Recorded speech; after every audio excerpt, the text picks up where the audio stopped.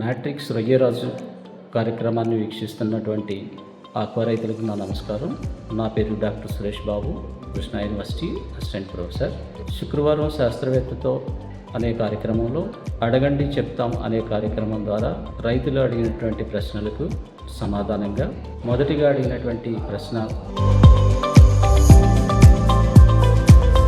మీకు ఈ ప్రశ్నకి సమాధానం చెప్పాలంటే ఆ చెరువు యొక్క బాటమ్ కండిషన్ ఎలా ఉంది, ఆ మిగిలిపోయినటువంటి చెక్ ట్రేలు, మేత మిగిలిపోతున్నటువంటి చెక్ ట్రేలు ఎటువైపు ఉన్నాయి, అటువైపు బాటమ్ కండిషన్ ఎలా ఉంది, ఒకవేళ ఆ బాటమ్ కండిషన్ కనుక అమోనియాతో లేదా H2S గ్యాసెస్తో బాగా మురిగిపోయి ఉన్నట్లయితే అటువైపు రొయ్యలు వెళ్ళేటువంటి అవకాశం ఉండదు.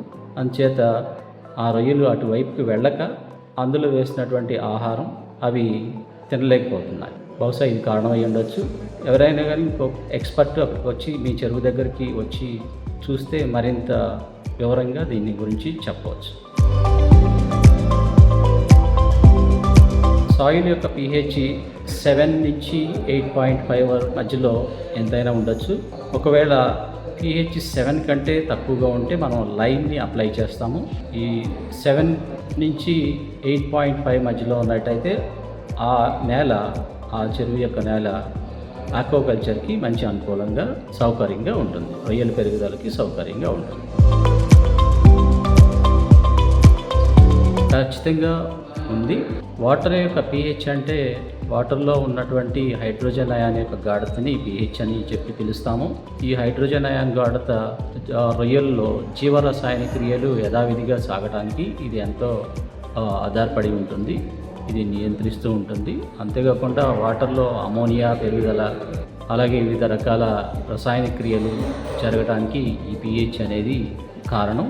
సో ఈ pH 7 దగ్గర నుంచి 8.5 మధ్యలో ఉంటే రొయ్యల యొక్క పెరుగుదల బాగుంటుందని మనం చెప్పవచ్చు. విబ్రియోసిస్ అనేది విబ్రియో జాతి యొక్క బ్యాక్టీరియా వలన వస్తుంది. ఇందులో చాలా జాతులు ఉన్నాయి. విబ్రియో కలరా, విబ్రియో పారాహీమోలైటికస్, విబ్రియో హార్వేయి, ఇలా రకరకాల జాతులు ఉన్నాయి. ఇవి విబ్రియో హార్వేయి లేదా విబ్రియో పారాహీమోలైటికస్ ఇలాంటివి బాగా ఎక్కువగా సోకినప్పుడు రొయ్యల్లో ఎరుపు రంగు క్రోమటోఫోర్లు బాగా విస్తరించడం వల్ల, ఎరుపు రంగు క్రోమటోఫోర్లు బాగా ఎక్కువ అవ్వడం వలన ఆ రొయ్యలు ఎరుపు రంగులో మనకు కనిపిస్తాయి. దాన్ని బట్టి మనకు అర్థమవుతుంది అవి వచ్చినాయంటే ఆ విబ్రియోసిస్ అనేది అందులో బాగా ఇన్ఫెక్ట్ అయ్యి ఉంది అని చెప్పి మనకు అర్థమవుతుంది. మైక్రోసిస్ట్ సమస్యల ద్వారా మనకి ఆర్థికంగా రైతు నష్టపోవడం జరుగుతుంది. ఈ మైక్రోసిస్టిస్ సమస్యలు పెరగడానికి గల కారణం మొదటి నుంచి నీటి యాజమాన్య పద్ధతులు సరిగ్గా పాటించలేకపోవడం, అందులో భాగంగా నీటిని ఫిల్టర్ చేయలేకపోవడం, లేదంటే నీటిని సరిగ్గా ట్రీట్ చేయకపోవడం ప్రారంభంలో. అంతేకాకుండా మేత యాజమాన్య పద్ధతులైనటువంటి మేత వేసిన తర్వాత తినగా మిగిలిపోయినటువంటి మేత ఈ ఫైటోప్లాంక్టన్ బాగా పెరుగుదలకి కారణమవుతుంది. సో మేత యాజమాన్య పద్ధతులు సరిగ్గా పాటించడం. మరొకటి, మనం ఫెర్టిలైజర్స్ యాడ్ చేస్తూ ఉంటాం NPK.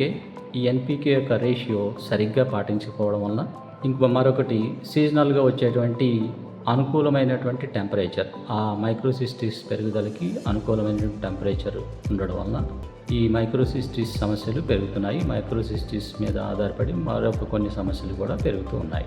మన రొయ్యరాజు యాప్ని డౌన్లోడ్ చేసుకొని లబ్ధి పొందండి.